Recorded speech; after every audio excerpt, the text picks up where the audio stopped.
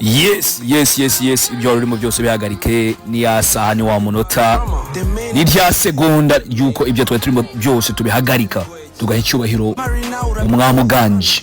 Imyaka iniruzuye yitabye Imana tuvuyemo atabarutse Jay Polly the superstar, umwami w'injyana ya rap hip hop mu Rwanda, the real tough gang, umwami uganje kabaka. Abakunzi ba hip hop nyarwanda n'abakunzi b'umuziki nyarwanda muri rusange n'abamukundaga bose twamwisheje yuko tutazigera tumwibagirwa. Ati niyo twatinda gusa ntabwo tuzibagirwa.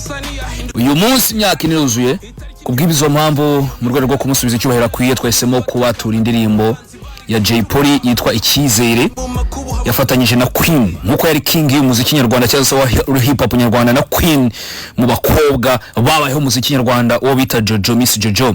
Iyo ndirimbo bita Icyizere tudatinze reka muyiyumvire namwe mu uko byari bimeze. Mbisubiremo Icyizere Jay Polly na Miss Jojo. Enjoy. It's all about true story.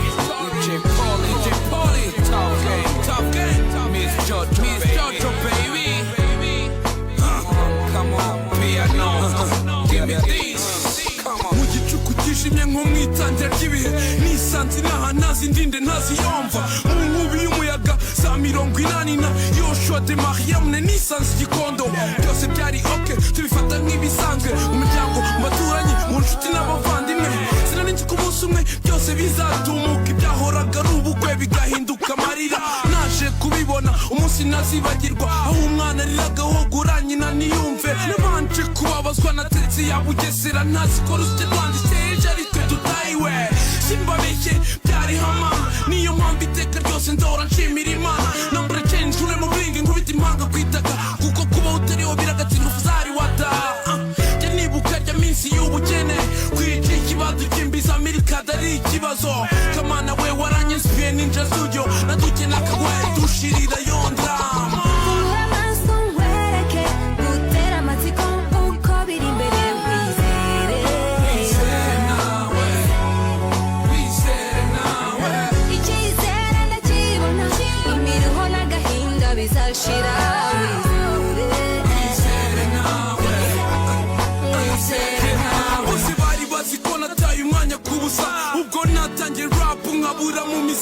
Yoshua ko wabuze mu synagogue niyo yari option kuri street disciple Kigali kapitali wowe murwa nirutse ntawamenye ibyanjye ngejisho rya rubanda nanandagaye tu nitwa umunyabugenura ruremagira neza we wadukuye mu maji agahinda nikica kagira mubi nampinduka nabonaga byari rudubi nari hasi nk'umusambi bakure nk'inyamaswa nabonaga bagenda simenye iyo berekeza iminsi yarashiraga imyaka nayigata nk'inyoni yaritse kunzira ari kuri nzapfa nzagira nzakunda mama iteka wambwira ijambo uti byisi biracira kandi ntagaraga hanze uti bakunda imiye cyane bemera kwimurika kabone nubwo ntacyo barya bakunda icyubahiro bakunda guhuguza utwo bandi bakagwiza ariko ninde muri bo wabonye wambuye isi tininde muri abuzuza tura nk'imigezi tininde muri buzara makageza imisozi nabaye nk'umusazi uryamuzi ubona nk'ubuze naratuje gusa nkumva ibihe byacize.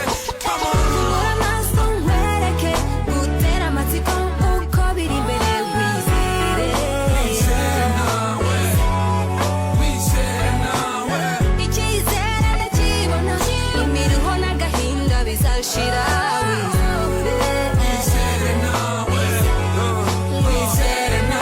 Maze kubona kwisi ikaraga n'ibyishaka njye nta kwishima iminsi yose aragahinda naje gusanga ibyayo bigenda amasigamana kubikurikira ari nko kwirukanwa mu mazi sinjye washatse kwiga kwisi n'abantu njye ninjiye rap nkayo naginenewe byatangiye nanga gusa hari ubishaka antegeka gusiga byose njya mu butayu ntacyo kurya ntacyo kwambara gusa ntegekwa kubwiriza abafunze amatwi nigishwa kuvuga nziga ngo ntahangana nabo idini itanabyemera nemera kwibevera nibutse Dawidi arwanya Goliath nireka mbikorere urungano mbikorere babasaza bakunze style yanjye nawe uneza rubanda hariho abanze hip hop yaba uyu mwuka ari wo wanyuma mu mezi iyi ikaba ariyo ndirimbo ya nyuma ndirimbye si ukubabeshya igihe nagenda mbabaye hariho byinshi mbona bikwiriye guhinduka bientôt les gars vous allez me voir twatangiye duhatana dore ubu nibo bafana simye